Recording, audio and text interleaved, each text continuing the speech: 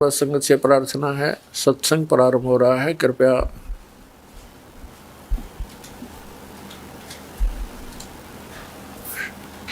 सर्व संगत से प्रार्थना है। सत्संग प्रारंभ हो रहा है, कृपया सत्संग स्थल पर शांतिपूर्वक विराजमान होकर के श्रद्धा से सत्संग सुने। परमेश्वर की प्यारी आत्माओं से पुनर्निवेदन है, सत्संग प्रारंभ हो रहा है, कृपया सत्संग स्थल पर शांतिपूर्वक विराजमान होकर के श्रद्धा से सत्संग सुने। सत साहिब सतगुरुदेव की जय। बंदी छोड़ कबीर परमेश्वर जी की जय। बंदी छोड़ गरीबदास जी महाराज जी की जय। स्वामी राम देवानंद जी गुरु महाराज जी की जय हो।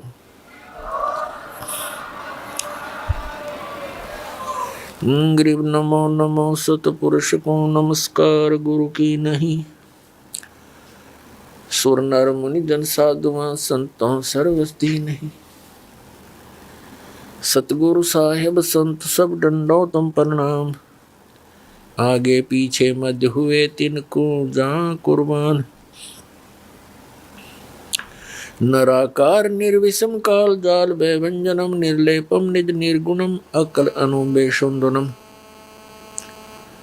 सोहम सुरति समाप्तम सकल समाना निर्तलय उज्ज्वल हिरंबर हरदमम बेपरवा अथा है वार पार नहीं मदतम।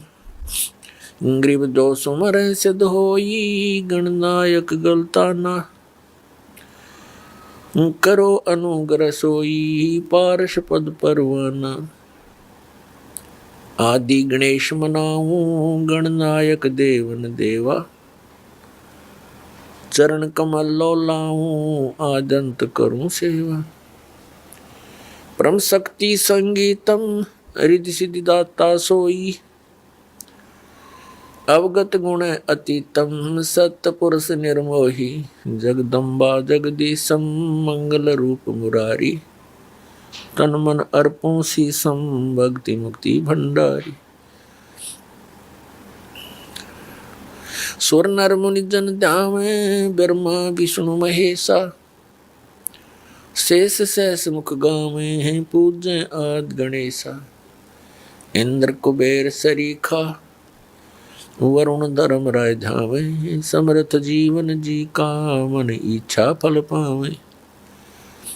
33 कोटि आधारा दावे से 88 उतरे बहुजल पारा। कट है यम की फांसी 33 कोटि आधारा दावे से 88 उतरे बहुजल पारा। कट है यम की फांसी। कर जोरूं विनती करूं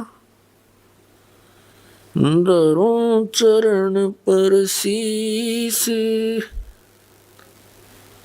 गुरु जी राम देवानंद जी महाराज ने दियो नाम बख्शीश। कोटि कोटि सिजदा करूं कोटि कोटि प्रणाम। चरण कमल में राखियो मैं बंदी जाम गुलाम। कुत्ता हूँ गुरुदेव का रामपाल दास की जेवड़ी। जा खेचो जाऊं तो करो तो हो बावड़ू। दूर दूर करो तो जाऊं। ज्यों राखो त्यों ही रहूं। जो देवो सो खाऊं।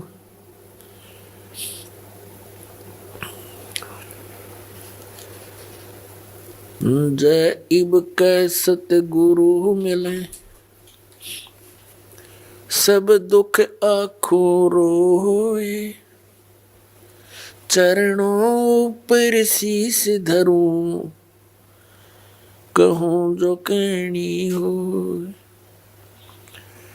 कबीर गुरु जी मिलेंगे, पूछेंगे कुशलात, आदि अंत की सब कहूँ, अपने दिल की बात। गुरु जी तुम न भूलियो, चाहे लाख लोग मिल जाही, हम जैसे तुमको बहुत हैं, तुम जैसे हमको नाही।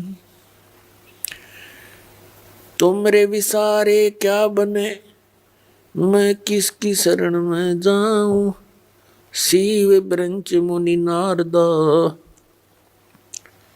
तिनके हृदय न सुनो।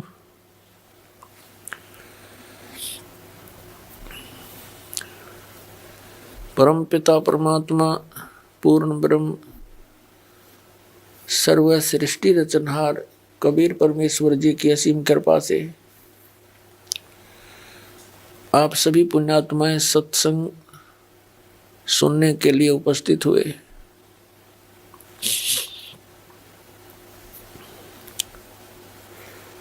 सत्संग में आने से इस जीव को ज्ञान होता है,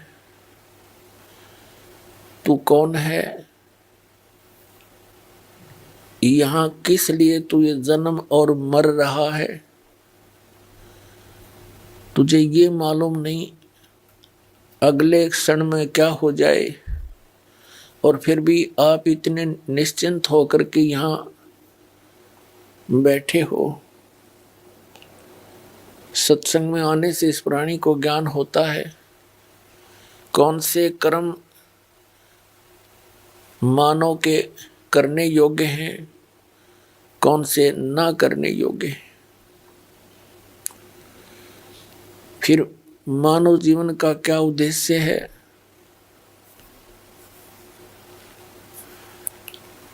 ये ज्ञान होता है कि मनुष्य जीवन किस लिए प्राप्त हुआ है।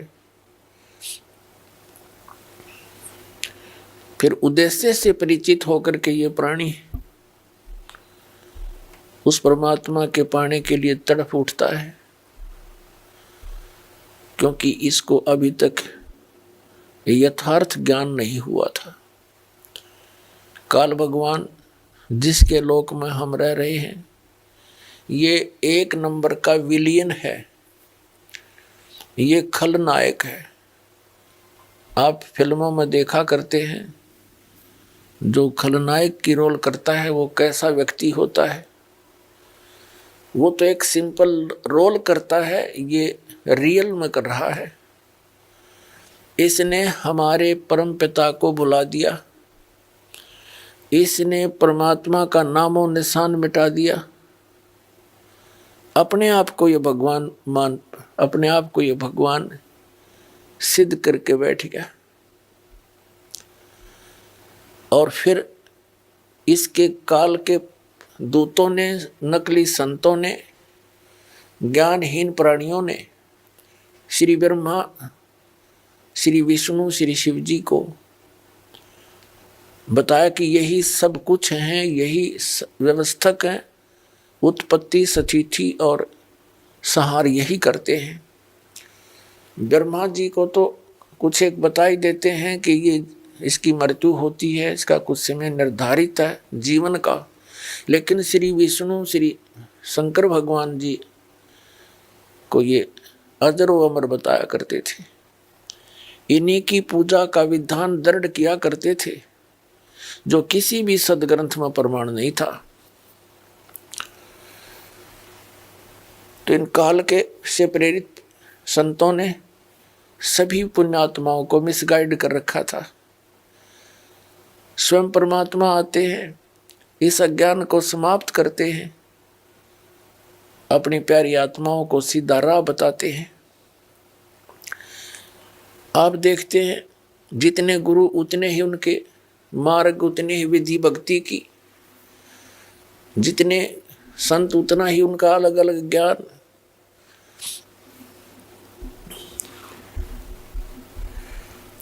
ये सारा कारण क्या है? इस काल भगवान ने सबको भ्रमित कर रखा है। इसने भ्रमित क्यों कर रखा है? परमात्मा ने हमारे ऊपर एक दया करी थी, कबीर भगवान ने, जो हम सबका जनक है। आज पहले भी आपको बताया था सुबह के सत्संग में, जब इस काल भगवान ने इस दुर्गा देवी जी के साथ बद व्यवहार करने की चेष्टा की थी, इस दुर्गा जी ने अपनी इज्जत रक्षा के लिए इसके पेट में शरण ली थी। परमेश्वर ने, कबीर देव जी ने, सत्य पुरुष ने इस ज्योति निरंजन को इसके 21 ब्रह्मांड समेत वहां से निकाल दिया था, साथ में दुर्गा जी को भी, और साथ में इसको एक ऐसा वचन दे दिया था कि यहां जो ऐसे कर्म करता है सच्चे लोक में, उसको ये रोग लगता है। 1 लाख मानव शरीरधारी प्राणियों का नितहार आहार करने का, इसको वो श्राप लगा हुआ है। 1 लाख मानव शरीरधारी प्राणियों का ये नित आहार करता है। उसके लिए इसने अपने तीनों पुत्रों की, रजगुण ब्रह्मा, सतगुण विष्णु, तमगुण शिव जी की ड्यूटी ला रखी है। इनको एक एक गुण से युक्त कर दिया। ना श्री ब्रह्मा के बस की बात, ना विष्णु के, ना शिव की। इनके अंदर से एक ऐसी रेंज निकल रही है, रेज, ऐसी किरणें निकल रही हैं जो इसके अंतर्गत इस 3 लोक में, पृथ्वी लोक, पाताल लोक और स्वर्ग लोक के प्राणियों को, ये तीनों देवताओं के अंदर से निकल रही ये किरणें प्रभावित करती हैं। ये अपने लोकों में रहते हैं, इनकी राजधानी है ऊपर विष्णु लोक, शिवलोक और ब्रह्मा लोक। वहां रहते हुए भी इनके अंदर से निकल रही किरणें हमें यहाँ प्रभावित कर रही हैं। जैसे मिर्च का छोंक लगता है रसोई में, उसका प्रभाव जाकर के दिखता है दूसरे कक्षों में बैठे हुए अन्य घर के सदस्यों पर। छींकें आने लग जाती हैं, उनके बस की बात नहीं कि वो छींकों को रोक सके। मूल वस्तु रसोई में, उससे निकली हुई उस किरण ने उस प्रभावित कर दिया जाकर तीसरे कक्ष में 50 फुट की दूरी पर बैठे सदस्य को। ठीक इसी प्रकार श्री ब्रह्मा, श्री विष्णु, श्री शिव जी से निकल रही ये किरणें, ये तरंगे हमें यहाँ प्रभावित करती हैं, जिसके कारण रजोगुण की किरण के इन तरंगों के कारण हम प्रभावित होकर के सृष्टि उत्पत्ति संतान उत्पत्ति करते हैं। जिस कारण से ब्रह्मा जी को सृष्टि की उत्पत्ति करता बता दिया। यू खाक उत्पत्ति करता है, उत्पत्ति तो परमात्मा ने करके दे रखी। कबीर साहब ने सारे ब्रह्मांड रच दिए, इसके 3 गुण 5 तत्व दे दिए। ये तो केवल प्रभावित करता, जिस कारण से सभी प्राणी अपनी ये विवश होकर के, विषय वासनाओं के वश होकर के संतानोत्पत्ति करते हैं। और फिर यहाँ के यहाँ की सुविधाओं की इच्छा, राजसी ठाठ सभी चाहते हैं, ये उसी का प्रभाव।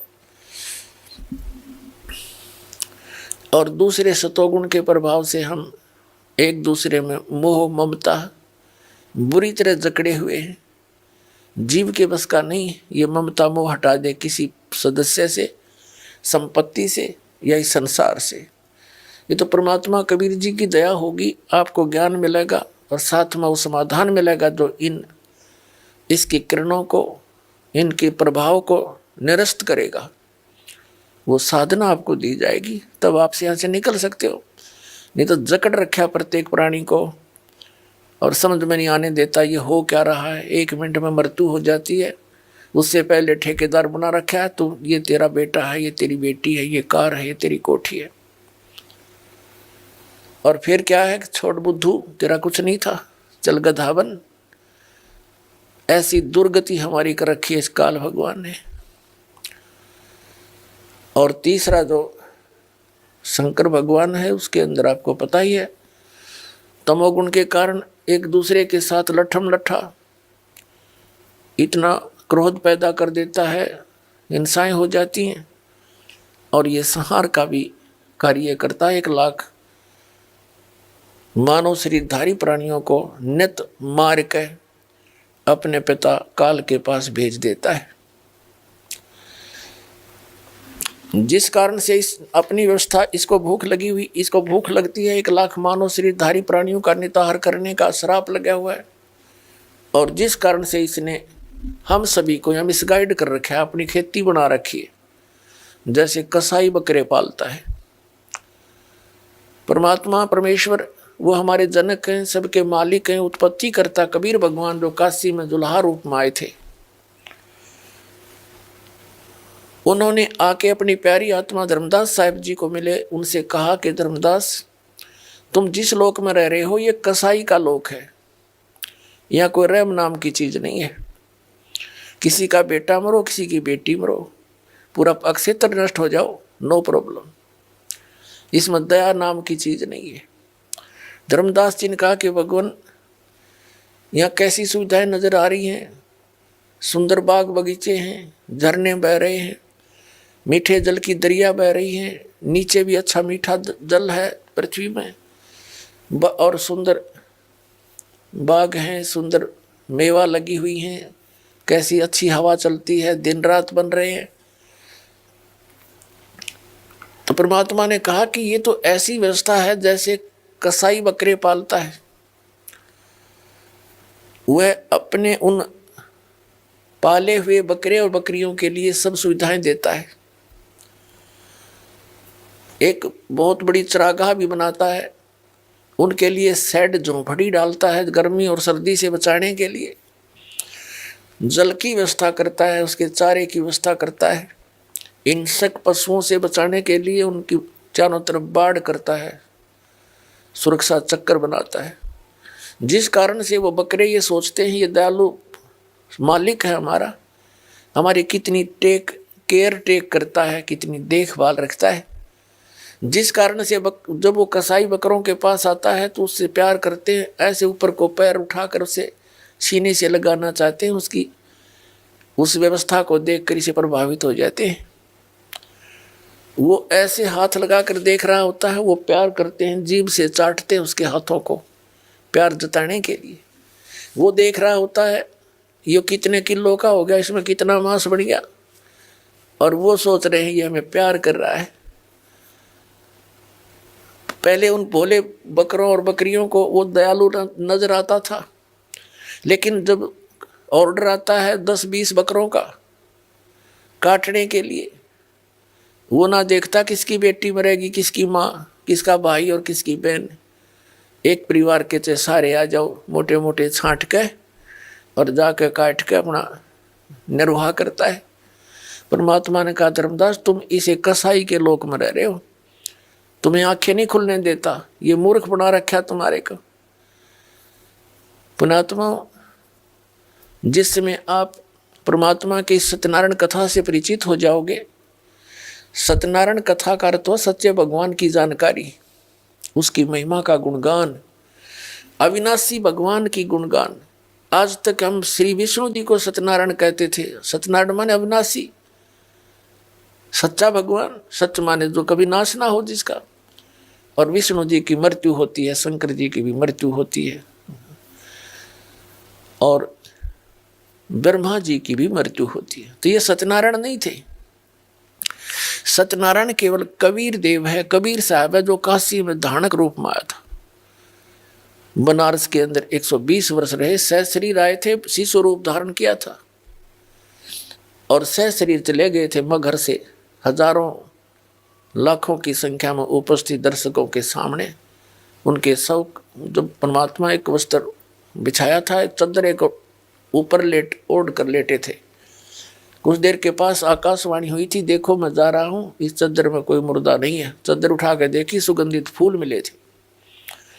वो ना जन्म हुआ ना मरे थे, वो सत्यनारायण है, वो अविनाशी परमात्मा है।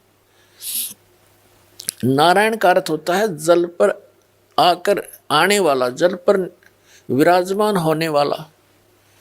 परमात्मा एक लीला प्रत्येक युग में करते हैं, सतलोक से चलकर आते हैं, सहशरीर आते हैं, और कमल के फूल पर वो सरोवर के अंदर जल के ऊपर आकर विराजमान होते हैं, जिस कारण से वास्तव में नारायण वो परमात्मा है कबीर जी। तो जब आपके यह सत्यनारायण कथा समझ में आ जाओगी, क्योंकि ये प्रथम बार सुनता है, कोई दूसरी बार सुनता है,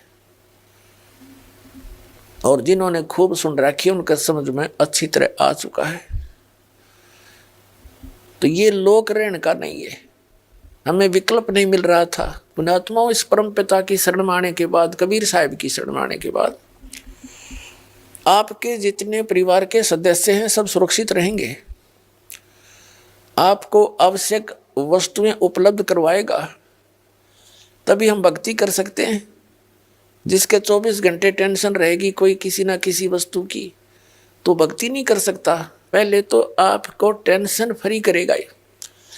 जितनी आपकी आस्था इस भगवान में बढ़ती चली जाएगी, जितना विश्वास बनेगा उतना ही आपके निकट आएगा। विश्वास बनने में देरी लगती है, क्योंकि हम अज्ञान से परिपूर्ण होते हैं जब परमात्मा की शरण ग्रहण करने के लिए आते हैं। कुछ तो अज्ञान इन सत्संगों से, पुस्तकों से, टीवी चैनलों से हट जाता है।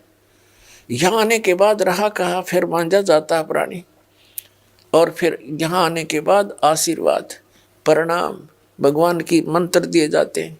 धीरे धीरे आत्मा इतनी निर्मल हो जाती है, प्रत्येक बात पर जो दास बोलेगा उस पर विश्वास होने लग जाएगा। अभी तक तो कुछ पर विश्वास होता है, कुछ पर अविश्वास होता है।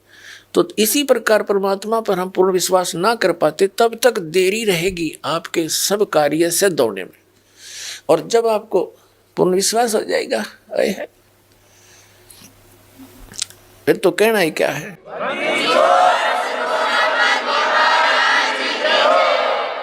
जिनको पूर्ण विश्वास हो जाता है, एक भक्त ऐसे ऐसे सुख बताता है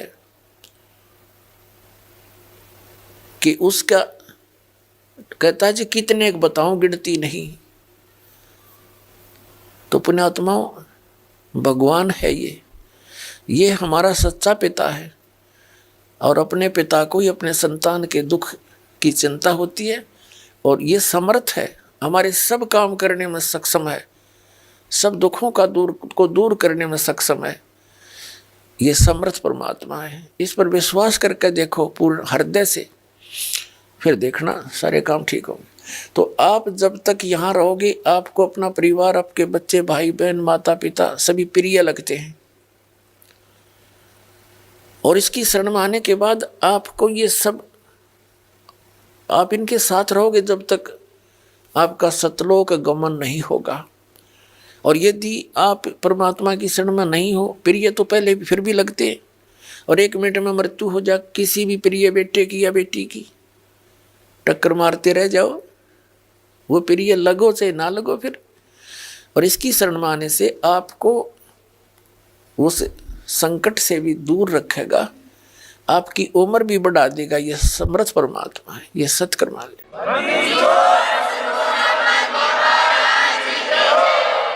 जैसे आदरणीय स्वामी रामानंद जी, जो कबीर परमात्मा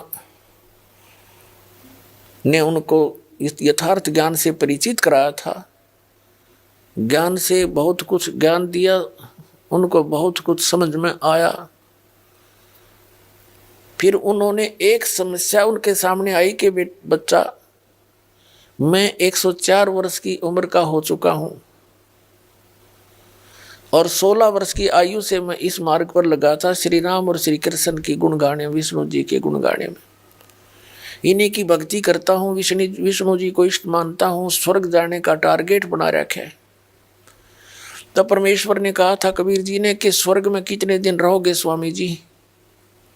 बुद्धिमान ब्राह्मण था, विद्वान था, इतना तो ज्ञान था। कहा था कि बच्चा, क्योंकि उस समय परमात्मा कबीर जी लीला में आयु 5 वर्ष के थे, और स्वामी रामानंद जी 104 वर्ष के वृद्ध हो रहे थे। तब परमात्मा ने कहा आप कितने दिन रहोगे स्वर्ग के अंदर, विष्णु जी के लोक में, जिसको आप इतना प्यार करते हो, विष्णु जी को। तब उसने कहा, क्योंकि बुद्धिमान थे, कहा बच्चा, जितना मेरा पुण्य होगा, भक्ति की जितनी कमाई होगी, उसके आधार से वहां समय निर्धारित किया जाता है। परमात्मा ने कहा उसके बाद कहाँ जाओगे एक पता नहीं। परमात्मा ने कहा मैं बताता हूँ कहाँ जाओगे, इसके बाद आप नरक में जाओगे, कबीर साहब ने कहा। और नरक के बाद फिर 84 लाख योनियों में जाओगे, कुत्ते और गधे बनोगे, और तेरा भगवान विष्णु भी मृत्यु को प्राप्त होगा। फिर कहाँ जाओगे? ब्रह्मांड पूरा नाश होगा, तब कहाँ जाओगे? अब 104 वर्ष का विद्वान पुरुष कहलाता था अपने आप को। उस समय वर्तमान के अंदर तत्कालीन समय में स्वामी रामानंद जी 1 नंबर के विद्वान माने जाते थे, वेदों, गीता और पुराणों के। और वो 104 वर्ष का वृद्ध ऐसे मुंह खुला का खुला रह गया जब कबीर परमात्मा ने यह वचन उनके सामने बोला। फिर कहाँ जाओगे तुम? मुंह फटा का फटा रह गया 104 साल के वृद्ध का। तो परमात्मा ने कहा मैं बताता हूं, एक सतलोक है ऊपर, आपके वेद भी बताते हैं। तो रामानंद जी ने कहा जी हमने तो अभी तक वेदों में स्वर्ग तक ही पढ़ा है। परमात्मा बोले कि तुमने पढ़ा ही नहीं है, तुम एक दूसरे की सुनी सुनाई दंत कथाएं सुना रहे हो। तुम निराकार बताते हो परमात्मा को, और वहाँ साकार है भगवान। तो परमात्मा ने कहा कि तुमने वेदों को पढ़ा ही नहीं, पढ़ा तुम्हारी समझ में नहीं आया। तो परमात्मा ने सारा कुछ बताया कि उस वेद में ऐसे देखिए, उस वेद में ऐसे देखिए। तो कहने का भाव ये है कि रामानंद जी के सामने एक समस्या आ गई कि हे कबीर जी, मैं 104 साल का वृद्ध हो गया, सारा जीवन गया मेरा इस भक्ति में। अब ना पता मेरा जीवन 2 वर्ष का है, 3 वर्ष का है, 6 महीने का है। अब मेरे साथ कहीं ऐसा ना बन जाए मैं घर का रहूं ना घाट का।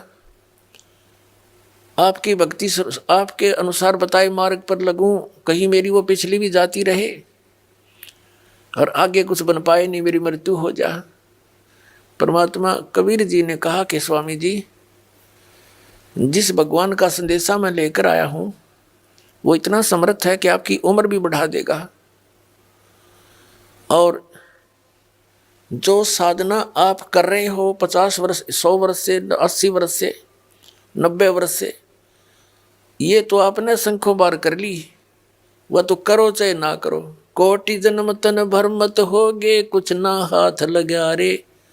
कुकर सुकर खरबया भोरे, कौवा हंस बुगारे। कोटि जन्म तू राजा की न मिटी न मन की आशा। भिक्षुक होके दर दर घूम्या, ये मिला न निर्गुण रासा। इंद्र कुबेर ईश की पदवी, ब्रह्मा वरुण धर्मराया। विष्णुनाथ के लोक को जाके तो फिर भी वापस आया। असंग जन्म तन मरत्या होगे, जीवित क्यों न मरे रे। 12 मध्य महल मठ बोरे, बहुर न दे धरे रे। 2 जग बेस्ट सभी ते देखे, राजपाट के रसिया। 3 लोक से तिरपत नहीं, ये मन भोगी खसिया। सतगुरु मिले तो इच्छा मेटे, पद मिल पदे समाना। चल हंसा उस लोक पठाऊं, जो आदि अमर स्थान। 4 मुक्ति जहाँ चंपी करती, माया होरी दासी। दास गरीब अभय पद पर से, वो मिले राम अविनाशी। तो परमेश्वर ने कहा कि स्वामी जी जो साधना आप कर रहे हो इसको तो असंग जन्म हो गया अपने कर्त्या ने। इस विधान से आप क्या बनते हो? कोटि जन्म तू राजा कीन्या, और मिटी न मन की आशा। भिक्षुकों के दर दर घूमे, मिला न निर्गुण रासा। अंत कोटि जन्म तू राजा कीन्या, ओए होए, कहते करोड़ जन्म राजा भी बन जाते हो इन साधनाओं से। और फिर इंद्र कुबेर ईश की पदवी, ब्रह्मा विष्णु महेश भी ये जीव हैं, ये घने पुण्यकर्मी प्राणी हैं, जिस कारण से इस काल ने अपने विशेष व्यवस्थक नियुक्त किए हैं। और इनकी मृत्यु होती है उससे पहले और पुण्यकर्मी प्राणियों में से अपने पुत्र के रूप में ब्रह्मा रजोगुण युक्त, विष्णु सतोगुण युक्त और शिव को तमोगुण युक्त करके पहले तैयार रखता है। उसकी मृत्यु होती दूसरा बैठा देता है।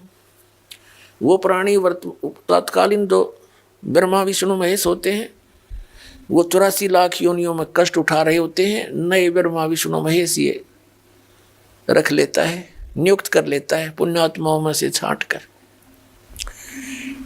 अपने आत्माओं यहाँ थोड़ा सा कंसेप्ट क्लियर करना पड़ेगा, अन्यथा नए नए भक्त आते हैं वो ये सोचते हैं कि ब्रह्मा विष्णु महेश को हमने कभी सुना ही नहीं कि इनकी जन्म और मृत्यु होती है, इनका कोई माता पिता भी है। क्योंकि आज दिन के सत्संग में आप जी को इनकी उत्पत्ति बताई थी, सृष्टि की रचना का कुछ अंश सुनाया था, तो उसको भी अब प्रमाणित करेंगे। सबसे पहले आपको दिखाते हैं कि ब्रह्मा विष्णु महेश नासवान है, इनकी जन्म और मृत्यु होती है।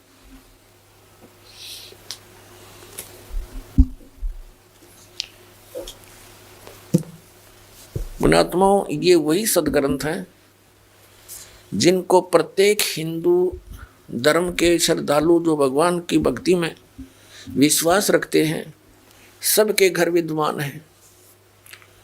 गीता प्रेस गोरखपुर से प्रकाशित पुस्तकें हिंदू धर्म के श्रद्धालुओं के लिए एक एथेंटिक रिकॉर्ड है, उसमें जो लिखा है वो फाइनल माना जाता है। और हमारे धर्मगुरु ये आचार्य और शंकराचार्य, ये मंडलेश्वर, ये संत ऋषि में ऋषि, ये आज तक ब्रह्मा विष्णु महेश की उत्पत्ति नहीं बता सके हमने। इनको जरो अमर बताएं विष्णु जी और शिव जी को, इनका कोई जनक नहीं, इनका कोई माता पिता नहीं। ये खाक पड्डा इन सदग्रंथों को मूर्ख बना रहे थे हमने हजारों वर्षों से, अपना जीवन नाश किया, हमारे सारे पूर्वज भूत बनवा दिए, फिर उनके श्राद्ध निकलवाएं, शास्त्र विरुद्ध साधना करवाएं और आने वालों को भी नरक में ही ले जाते हैं। अब आपको दिखाते हैं ब्रह्मा विष्णु महेश की उन्हीं की जीवनी में क्या स्थिति है, देखिएगा। श्रीमद् भगवत श्रीमद् देवी भागवत यानी देवी पुराण, गीता प्रेस गोरखपुर से प्रकाशित।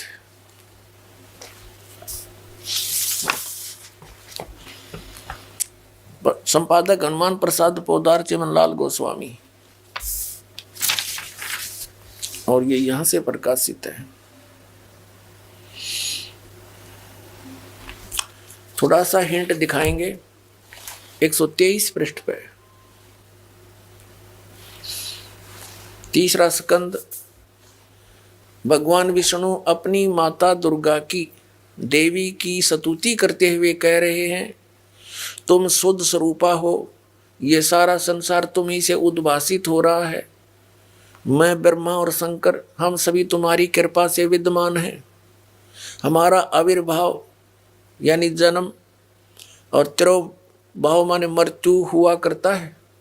हमारा तो जन्म और मृत्यु हुआ करता है, केवल तुम ही नित्य हो, जगत जननी हो, प्रकृति और सनातनी देवी हो।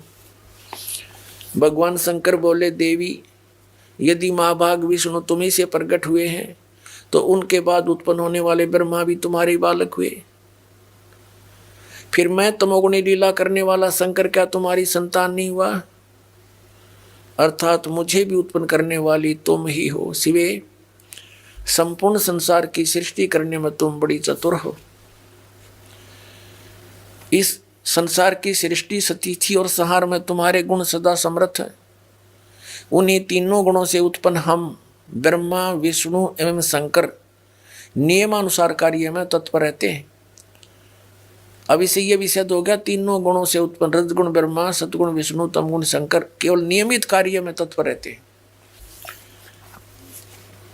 इस पवित्र सदग्रंथ ने, पवित्र पुराण ने, देवी पुराण ने 5 कंसेप्ट क्लियर कर दिए, 5 पॉइंट कति साफ कर दिए। नंबर 1, दुर्गा देवी ब्रह्मा विष्णु महेश जी की माता है।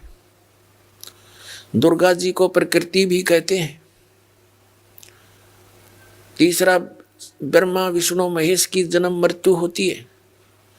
चौथा, ये ब्रह्मा रजगुण सतगुण तमगुण, विष्णु सतगुण और शिव जी तमगुण है।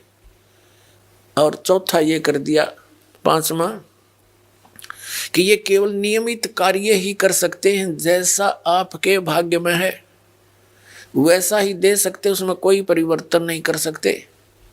इसलिए तत्व ज्ञानहीन प्राणियों ने इतना ही बनाकर हमें विधान बता दिया कि जैसे कर्म करेगा वैसा फल देगा भगवान। अब इन भगवानों का, जिन भगवानों से ये परिचित थे, उनका इतना ही विधान है। अब पुण्यात्माओं, जैसे हम भक्ति पर लगे हैं, भक्ति पर लगने का उद्देश्य क्या होता है कि हमारे जो बच्चे हैं वो सुरक्षित रहें, कोई आपत्ति ना आवे, हमारे ऊपर भी कोई ऐसा संकट नहीं आ जा, इससे हमें भगवान बचावे। इसलिए हम परमात्मा की कोई ना कोई साधना अवश्य करते हैं, और फिर कुछ एक मोक्ष के लिए भी प्रयत्न करते हैं। अब क्या है, जैसे हम भक्ति करने लगते हैं, साधना कर रहे हैं, और कोई ऐसी घटना घट जाती है, भूल जाता भक्ति को, याद भी ना आती, और दिल टूट जाता प्राणी का। तो पुण्यात्मा, भक्ति भी तभी बनती है जब कोई संकट आवे। आ तो सकता है हमारे दुष्कर्मों का, लेकिन एक सेकंड में हल्का करके हटा दे भगवान, तो दूनी दृढ़ता आती है, पूरा विश्वास बनता है कि सचमुच हे भगवान, आज आपके शरण में ना होते थे बिजली गिरनी थी, ऐसा विनाश हो जाना था। फिर ज्यादा भक्ति को दिल करता है, दूनी दृढ़ता आती है, पल भी भूल नहीं पड़ती है। अब जैसे एक ब्राह्मण व्यक्ति था, घना दुखी था अपने प्रारब्ध के कर्मों से, उसके संस्कार के अंदर से उसके भाग्य में इतने कष्ट थे।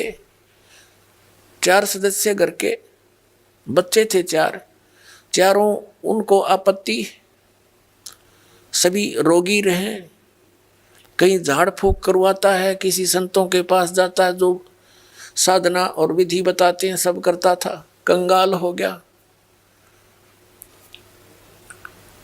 वो एक दिन रामानंद जी के पास गया, और परमेश्वर कबीर जी भी स्वामी रामानंद जी के पास विद्यमान थे। स्वामी रामानंद जी से उस ब्राह्मण दुखी ने कहा कि स्वामी जी, ऐसे ऐसे आपदाएं मेरे ऊपर आ रही हैं, आपने जो भी साधना मुझे बताई मैंने सारी कर ली, पर कोई लाभ नहीं हुआ। तब रामानंद जी कहते हैं, स्वामी रामानंद जी, कि भैया ये आपके प्रारब्ध का कष्ट है, ये तो भोगे ही पार पड़ेगी। यानी दुख जो है ये पाप से होते हैं। पूर्व जन्म के हमारे जो संस्कार संचित हैं, उनमें से कुछ पुण्य एवरेज में और कुछ पाप लेकर के एक मनुष्य के जीवन निर्धारित किया जाता है प्राणी का, उसको प्रारब्ध कर्म कहे जाते हैं। जिसके पूर्व जन्म के पाप ज्यादा हैं, उसके जीवन में उन पापों की रेशो ज्यादा है, और पापों से संकट आते हैं, कष्ट आते हैं, तो उनके जीवन में कष्टों की श्रृंखला सी बन जाती है। वो श्रृंखला उस ब्राह्मण भक्त दुखी के बनी हुई थी। परमात्मा ने कहा कि महाराज, कबीर परमेश्वर ने कहा स्वामी रामानंद जी को कि स्वामी जी, आप कह रहे हो कि इनके तेरे प्रारब्ध के कर्म हैं, ये तो भोगने ही पड़ेंगे। तो परमेश्वर ने कहा फिर भक्ति की आवश्यकता क्या रही? यदि जैसे कर्म लिखे हैं, पुण्य और पाप यही सब कुछ प्राप्त होंगे, तो भक्ति की आवश्यकता क्या स्वामी जी? तो स्वामी जी कहता, बेटा बच्चा क्या बताऊं, वेदों में ऐसा ही लिखा है। परमात्मा बोले, तुमने वेदों का कह का भी पता को नहीं, वेदों का नाम लेते हो, स्वयं भ्रमित हो, जनता को मिसगाइड किए बैठे हो। अब स्वामी रामानंद जी तो परमात्मा को देख रहे थे, देख कर आए थे सतलोक में। वो फिर उसके बाद ज्यादा अटपट नहीं करते थे, लेकिन अपनी अल्प बुद्धि का परिणाम जरूर दे देते थे कभी ना कभी।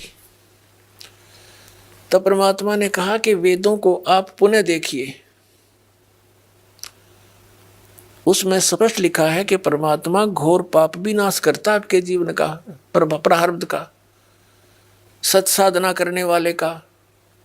नहीं तो फिर भक्ति की आवश्यकता क्या है? जाइए नो के नो दे टूटेंगी भक्ति इंसान की, फिर क्या यूज भक्ति का? अपनात्मा जैसे किसी के पैर में कांटा लगा हो और वो किसी के पास जाता है, वो देख कर कहता है भी तेरा जो कष्ट है, पीड़ा जो तुझे कांटा लगा हुआ अंदर गहरा, ऊपर नहीं दिखता वो, तो उसके लिए समाधान क्या है? उसका समाधान तो ये है कांटा निकलना चाहिए। और कोई ये कहे कि कांटा तो निकलेगा नहीं, ये तो तेरी एडी में पंजे में लगा ही रहेगा, और भक्ति कर आगे का जीवन तो सफल हो जाएगा। यानी जो तेरे प्रारब्ध के कर्म हैं ये तो तुझे भोगने पड़ेंगे, और कोई ये कहे कि भक्ति कर आगे सुखी हो जाएगा। पुण्यात्माओं को ये कहे कि तेरे पैर का कांटा तो निकला नहीं, और जूता पहन ले आगे कांटे ना लगेंगे, तो कांटा लगे पैर में जूता पहना नहीं जा सकता, वो तो कांटा निकले। और फिर उसको सलाह दी जा कि जूता मत निकाल दी सफर में, तो उस डर के मारे के कहीं फिर ना बात बिगड़ जा, वो कभी जूता नहीं उतारे फिर उस सफर में। तो पुण्यात्माओं जिनको कर्म के कांटे चुभे हुए हैं और उनको कोई सलाह दे कि ये कर ले वो कर ले, कुछ देर तो करते हैं वो, फिर जब उनको ये सलाह मिलती है अंत में ये मिल जाता है कि कर्म तो भोगने ही पड़ेंगे, प्रारब्ध के हैं, और भक्ति कर ले। खाक भक्ति करेगा वो, कर ली भक्ति उसने तो फिर वो उस कांटे पर ध्यान रहेगा, पहन सकता जूता उसको। तो कहने का भाव ये है कि हमारे सदग्रंथ जो हमें बताना चाहते हैं वो हमारे धर्मगुरु परिचित नहीं थे। परमात्मा के गुण क्या बताते हैं ये ढंडोरा किस चीज का पीट रहे थे, ये सारा मिसगाइड किए बैठे थे अपने को। ऐसे आज तक जितने भी महापुरुष आप देखो सबकी यही दशा है, इन कख नहीं पता था। अब थोड़ी सी झलक दिखाते इसी पॉइंट पे।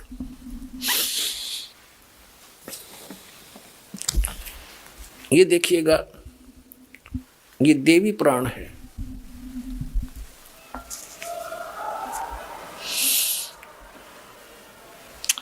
इसी में आपको दिखाते हैं, ये गीता प्रेस गोरखपुर से प्रकाशित है।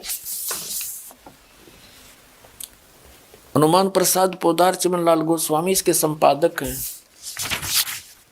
और गीता प्रेस गोरखपुर से ही प्रकाशित है, मुद्रित है। आप जी को थोड़े से सत्संग में इन सभी ऋषि महर्षियों की तलाशी लेकर दिखा दूंगा, ये कितने विद्वान थे और क्या ज्ञान दिया करते थे। ये देखिएगा, ये चौथा स्कंद है और 243 पृष्ठ पे व्यास जी कहते हैं कि प्रहलाद की बात सुनने के पश्चात शुक्राचार्य ज्ञान दृष्टि से सब कुछ देखकर प्रसन्न हो गए, उनका मुख मुस्कान से भर गया। उन्होंने दैत्यों से कहा, दानवों, तुम मेरे यजमान हो, भक्त हो, तुम्हें न तो डरना चाहिए और न पाताल में ही जाना चाहिए। अपने सत मंत्रों के प्रभाव से मैं तुम्हारी रक्षा कर लूंगा। धर्म के मर्मज महाशो, प्राचीन समय में ब्रह्मा जी के मुख से मैंने जो बात सुनी है उसे बता रहा हूं, सुनो। यह वचन बड़ा ही हितकर है, सत्य और अटल है। उन्होंने कहा था कि होने वाली बातें अवश्य होकर रहती हैं। धरातल पर कोई भी ऐसा सुयोग्य पुरुष नहीं है जो प्रारब्ध को विफल बनाने में समर्थ हो सके। विपरीत समय के कारण इस समय तुम्हारी शक्ति अक्षीण हो गई है, अतः एक बार तो तुम्हें देवताओं से परास्त होकर पाताल में जाना ही पड़ेगा। समय सदा बदलता रहता है, कुछ ही दिन पूर्व तुम सम्राट रह चुके हो। पुण्यात्मा इनकी देखिए दोगली बात कैसी है। अब जैसे इन दैत्यों के गुरु शुक्राचार्य माने जाते हैं, पुण्यात्मा हम प्रहलाद जी को एक परम भक्त मानते हैं।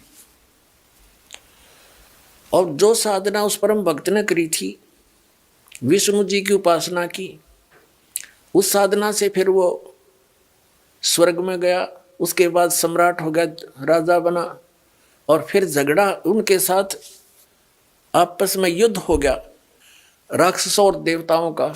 तो भी इनका गुरु जी क्या कह रहा है, ऐसे ये मूर्ख बना रहे अपने को। एक बार तो कहता शुक्राचार्य कि तुमने डरना नहीं चाहिए, तुम मेरे भगत हो, मैं अपने सत मंत्रों से तुम्हारी रक्षा कर लूंगा, और तुम्हें पाताल में नहीं जाना चाहिए, तुम निश्चिंत रहो। और फिर क्या कहता है, तुरंत ही बदल गया पैतरा। कहता एक बात तो अटल है, मैंने ब्रह्मा जी से सुनी थी, इनके ज्ञान का जितने भी ये ऋषि महर्षि हुए हैं, जितने ये सभी श्री ब्रह्मा जी के द्वारा बताए ज्ञान को फाइनल मानते हैं। ब्रह्मा जी ना आप नहीं पता मैं कहाँ से उत्पन्न हुआ। तो ये क्या बताता है कि मैंने ब्रह्मा जी के मुख से सुनी है, और ब्रह्मा जी को ये वेदों का सबसे बड़ा ज्ञाता मानते हैं। क्या कह रहा है कि मैंने ब्रह्मा जी से मुख से एक बात सुनी थी कि जो होनहार हो करेगी, और प्रारब्ध के कर्म टल नहीं सकते, वो तो भोगने पड़ेंगे। एक बार फिर तुमने देवताओं से हार के पाताल में तो जाना ही पड़ेगा। फिर तेरे वो सतमंत्र का बाढ़ में गए मूर्ख बनाओ ये। फिर पढ़ो एक बार। अब ये चौथा स्कंद पढ़ रहे हैं श्री देवी पुराण का। व्यास जी बता रहे हैं, लेखक जो पुराणों के लेखक हैं, प्रहलाद की बात सुनने के पश्चात शुक्राचार्य ज्ञान दृष्टि से सब कुछ देखकर प्रसन्न हो गए। उनका मुख मुस्कान से भर गया। उन्होंने दैत्यों से कहा, दानव तुम मेरे यजमान हो, तुम्हें न तो डरना चाहिए और न पाताल में जाना चाहिए। मैं अपने सतमंत्रों से प्रभाव से तुम्हारी रक्षा कर लूंगा। हर फिर आगे तुरंत क्या कहे है कि धर्म के मर्मज महाशो, प्राचीन समय में ब्रह्मा जी के मुख से मैंने जो बात सुनी है सो बता रहा हूँ, सुनो। यह वचन बड़ा ही सत्य, हितकर, सत्य और अटल है। उन्होंने कहा था होने वाली बातें अवश्य होकर रहती हैं। धरातल पर कोई भी ऐसा सुयोग्य पुरुष नहीं है जो प्रारब्ध को विफल बनाने में समर्थ हो सके। विपरीत समय के कारण इस समय तुम्हारी शक्ति क्षीण हो गई है, अतः एक बार तुम्हें देवताओं से परास्त होकर पाताल में जाना ही पड़ेगा। फिर वो तेरे सतमंत्र कित गए, ये न्यो मूर्ख बना रहे, देख तुरंत झूठ बोल रहा है। एक बार तो छाती कूट रहा है, मैं अपने सतमंत्रों से ठीक तुम्हारी रक्षा कर दूंगा, तुमने नहीं जान दूंगा। अब इनको जाना ही पड़ेगा। वो तो आ गया अंत इनका। अब दूसरा दिखाता। अब देवताओं के गुरु बृहस्पति की आपको वार्ता सुनाते हैं, इनका ज्ञान दिखाते हैं। 5वां स्कंद वही देवी भागवत 282 पृष्ठ पे हम पढ़ेंगे। यहां से व्यास जी कहते हैं, देवराज इंद्र की बात सुनकर बृहस्पति जी उनसे कहने लगे। इंद्र को सलाह दे रहे हैं कौन? देवताओं के गुरु बृहस्पति जी। अब यहां आ जाते हैं, हम अपने मतलब की बात पढ़ेंगे 283 पृष्ठ पे। प्रारब्ध कर्म का अभाव बिना भोगे नहीं हो सकता, यह स्पष्ट है। आर्य, संपूर्ण देवता तुम्हारे सहायक हैं। तुम स्वयं भी बुद्धिमान हो, फिर भी जो होनी है वह होकर ही रहेगी, तुम उसे टाल नहीं सकते। ऐसी स्थिति में सुख और दुख की चिंता में नहीं पड़ना चाहिए। महाभाग, सुख और दुख ये दोनों कर्मशः पुण्य और पाप, पुण्य एवं पाप के अक्षय के सूचक हैं। अतएव विद्वान पुरुषों को चाहिए कि सुख के अभाव में भी सर्वथा आनंद का ही अनुभव करें। अतएव महाराज इस अवसर पर सुयोग्य मंत्रियों से परामर्श लेकर विधि पूर्वक यत्न करने में कटिबद्ध हो जाओ। यत्न करने पर भी जो होनहार होगा वो तो सामने आएगा ही आएगा। अब आगे इसकी देवताओं के गुरु बृहस्पति जी का भी यही नियम है, यही विधान बता रहा है कि जो प्रारब्ध में लिखा हो तो भोगना ही पड़ेगा और इसको टाला नहीं जा सकता। फिर दूसरा विधान क्या बताता है कि दुख में भी सुख का अनुभव करना चाहिए। फिर पढ़िए, ये कह कि प्रारब्ध कर्मों का अभाव बिना भोगे नहीं हो सकता, यह स्पष्ट है, फाइनल हो गया। फिर क्या कहते हैं कि ऐसी स्थिति में तुम दुख की चिंता में नहीं पड़ना चाहिए। और कहते सुख और ये दुख, ये दोनों कर्म से पुण्य और पाप के अक्षय के सूचक हैं। विद्वान पुरुषों को चाहिए कि सुख के अभाव में भी सर्वथा आनंद का ही अनुभव करें। पुण्यात्माओं, इनकी बेवकूफ बातों को सुनकर दास न दुख हो है। और ये मैं ऋषि कब आगे एक तरफ तो कह रहा है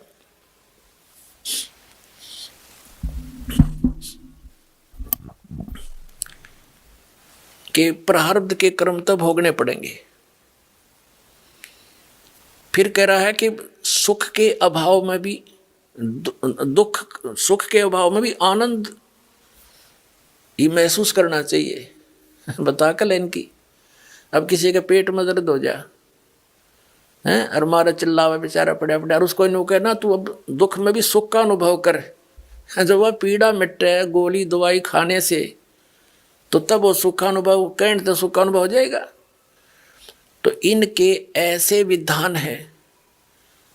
अब देवताओं के गुरु और राक्षसों के गुरु दोनों का विधान बता दिया, फाइनल हो गया। उधर से महर्षि स्वामी रामानंद जी भी यही बता रहे हैं। और एक इस कलयुगी महर्षि के 2 वचन और सुना दूं। ये सारे एक का कुएं का पानी था। ये कलयुगी महर्षि दयानंद आर्य समाज प्रवर्तक, और इसका फीत ला रखी थी कि सभी वेदों के ज्ञाता। वर्तमान में महर्षि दयानंद जैसा कोई नहीं, हरीश जैसा अज्ञानी मैंने धरती पर नहीं पाया।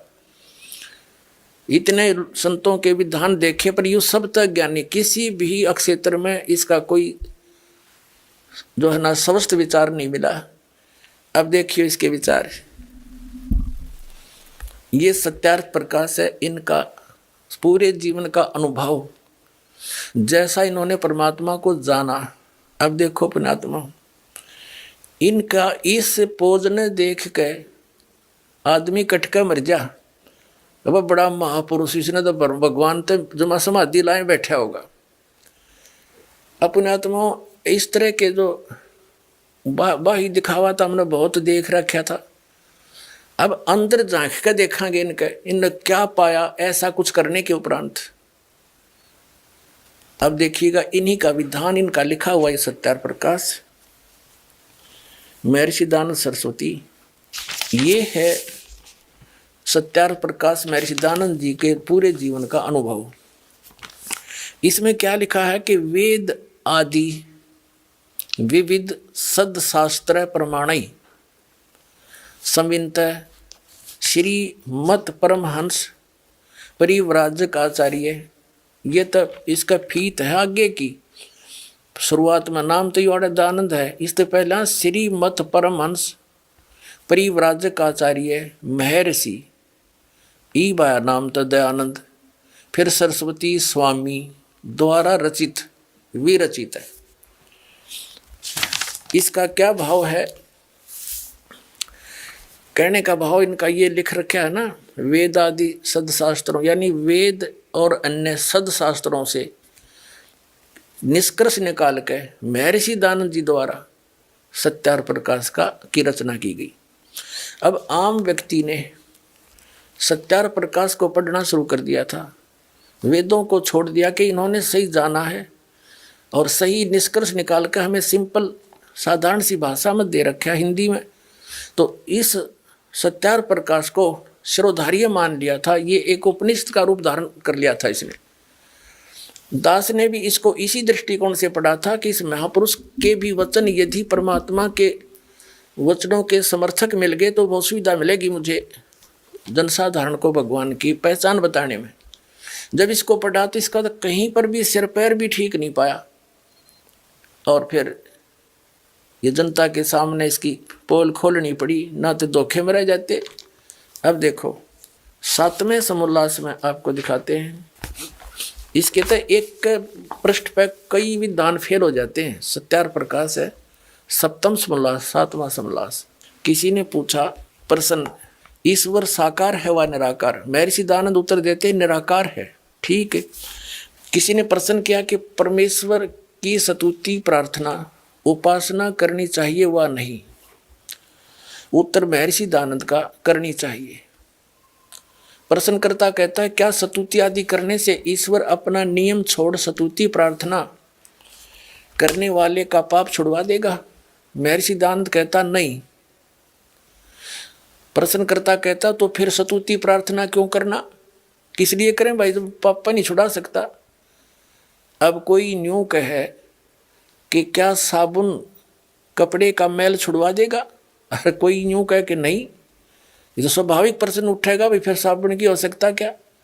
यदि परमात्मा पापनाश नहीं कर सकता तो स्तुति भक्ति की आवश्यकता क्या। प्रश्न करना सही, प्रश्न करता सही प्रश्न कर रहा है, लेकिन ये अज्ञानी क्या बोल रहा है देखिए। क्या स्तुति आदि करने से ईश्वर अपने नियम छोड़कर स्तुति प्रार्थना करने वाले यानी भगत के पाप छुड़वा देगा? स्वामी जी कहता नहीं, महर्षि दयानंद कहता नहीं। प्रश्नकर्ता कहता तो फिर स्तुति प्रार्थना क्यों करना? स्वामी जी का उत्तर उनके करने का फल और है, अन्य ही है। प्रश्नकर्ता कहता क्या है?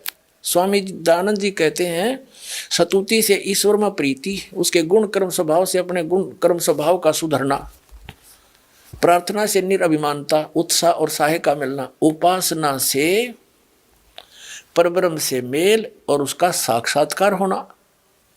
वाह रे, ये इसी ऐसी बकवाद तो आदमी महामूर्ख बोल सकता है जो इन्होंने बोली है। पहले पर 154 पृष्ठ पे कह रहा है भगवान निराकार है, यहाँ कह रहा है उसका पाप तक कटे नहीं भक्ति तय और उसका साक्षात्कार हो जाएगा। बता, जिसके पाप नहीं कटे अपराधी व्यक्ति है और वो भगवान से मिल लेगा, और साक्षात्कार तो साकार का होता है, निराकार का होगा कैसे। अब पुण्यात्मा इस दास के सामने यह समस्या आ रही है, मैं सारी साची कहूँ, मेरे वाली जचती नहीं, हरि ने सारी झूठ बोल रखी है फेटोरी। तो अब इस ज्ञान से ही ये रेग मार लगेगा, प्रमाण दिखाए जाएंगे, ये क्या बोलते हैं हमारे सदग्रंथ क्या बताते हैं। तो ये अज्ञानी से हो जाएंगे सारे कि ये मूर्ख बना रहे थे अपने को, इनको कुछ भी ज्ञान नहीं था। फिर हम इन तट जाएंगे, अपना सही रास्ता पकड़ देंगे। इतनी सी बात है दास की, और किसी की मान हानि करना या किसी को ऊंचा नीचा करना कोई उद्देश्य नहीं, क्योंकि ये दास भी टीचर है और ये भी आध्यात्मिक टीचर कब थे। एक अध्यापक ने कोई प्रश्न गलत हल कर रखा है और उसको बच्चे याद कर रहे हैं, दूसरा टीचर आता है, उसका कर्तव्य बनता है कि उस गलत प्रश्न को ठीक करावे ताकि उन बच्चों का भविष्य उज्जवल हो। और उस टीचर का कोई विरोध करता है जो सही मार्ग सही रास्ता और सही प्रश्न हल कर रहा है, तो कौन होगा? क्या वो हितैषी हो सकता बच्चों का? वो तो शत्रु होगा जो उस टीचर का विरोध करे जो सही हल करके दे रहा है। उसके दो प्रकार के कर सकते हैं, एक तो वो जिन्होंने वो गलत पुस्तक छाप कर बेच कर रोजी रोटी चला रहे, वो विरोधी हो सकते हैं तुम्हारा क्या होगा। या दूसरा केवल उनको मूर्ख बनाकर आचार्य शंकर बनकर उनका ऊपर शंकराचार्य आचार्य बनकर उनसे पैसे इकट्ठे कर रहा होगा मूर्ख बना के। तो करते रहो। दास ने तो साची कहने का ठेका ले रखा है, चाहे कुछ भी हो ये पूरा ज्ञान विश्व में फैलेगा, भगवान का आदेश है, दास के साथ है परमात्मा, और ये सफल हो रहा है। अब देखिएगा यहाँ इसी सप्तम समोल्लास के 163 पृष्ठ पे और क्लियर कराया दयानंद जी ने। प्रश्नकर्ता कहता है कि ईश्वर अपने भक्तों के पाप अक्षमा करता है वा नहीं? महर्षि दयानंद कहता नहीं, क्योंकि जो पाप अक्षमा करे तो उसका न्याय नष्ट और सब मनुष्य महापापी हो जाएं, क्योंकि उनको पाप करने में उत्साह निर्भयता हो। जैसे कोई राजा अपराधियों के पाप क्षमा करे तो वे अधिक अधिक अपराध पाप करने लगे, और जो अपराध नहीं करता वह भी अपराध करने लगे से न डरेगा। इसलिए सब कर्मों का यथावत फल देना ईश्वर का काम है, अक्षमा करना नहीं। स्पष्ट कर दिया। पुण्यात्माओं, पहले तो इसके इस विधान को फेल करते हैं कि राजा यदि पाप माफ कर दे अपराध तो दूने अपराधी हो जाए। जैसे एक बार पंजाब राज्य में नौजवान बच्चे किसी से भ्रमित होकर के और एक मिसगाइड हो गए थे, उग्रवाद फैल गया था। तो सरकार ने एक फैसला, एक आदेश जारी किया था कि जो मुख्य धारा में आ जाएगा बच्चा, पहले गलती होगी सो होगी किसी के धोखे भ्रमित करने से, तो उनके सब अपराध क्षमा कर दिए जाएंगे और वो सही नागरिक बनकर रहेगा। तो सभी के सभी आकर के उन्हें समर्पण कर दिया। सरकार ने ऐसा ही किया, जो गलती बन गई थी बच्चों से माफ़ कर दी, अब वो नेक नागरिक हो गए। यदि उनको सजा देता दूना और उग्रवाद बढ़ जाता। तो कहने का भाव ये है कि पहले तो ये भी दान फेल कर दिया दानद का। आपने एक बहुत वेल नोन सी एक लेडी थी, औरत थी, बहन, जिसको फूलन देवी कहा करते थे। वो डाकू बन गई थी किन्हीं परिस्थितियों में, और जब सरकार ने उससे कहा कि यदि तू आगे अपराध नहीं करेगी तेरे पिछले सारे माफ कर देंगे, तो उसने समर्पण कर दिया, स्वीकार कर ली, और वो एमपी तक बन गई, मेंबर ऑफ पार्लियामेंट तक बन गई थी वो लड़की बहन। तो पहले तो इस दयानंद की मोटी बुद्धि यहाँ फेल होगी, जो ये कहता है कि राजा से कर दे वैसा, उसको कैसे ऊपर और अपराध करने लग जाएंगे। नहीं, ये परमात्मा का विधान है। जैसे गलती से बगैर ज्ञान के आपने जो गलतियां कर दी वो माफ करेगा, आगे सतर्क कर दिया जाएगा, ऐसा ज्ञान दिया जाएगा कि फिर से ऐसी गलती ना करना, फिर ये दुख आपको फिर हो जाएंगे, तो फिर ऐसी गलती कोई नहीं करता।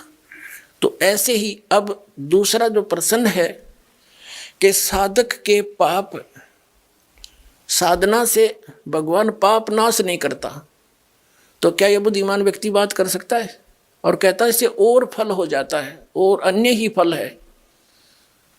अन्य क्या फल है कि उपासना से परमात्मा का साक्षात्कार हो जाता है, और परमात्मा को निराकार बताते हैं मेरे सिद्धानंद। इसका तो कितना सिर पैर नहीं, किसी भी ज्ञान, किसी भी बात का कोई स्टेटस नहीं।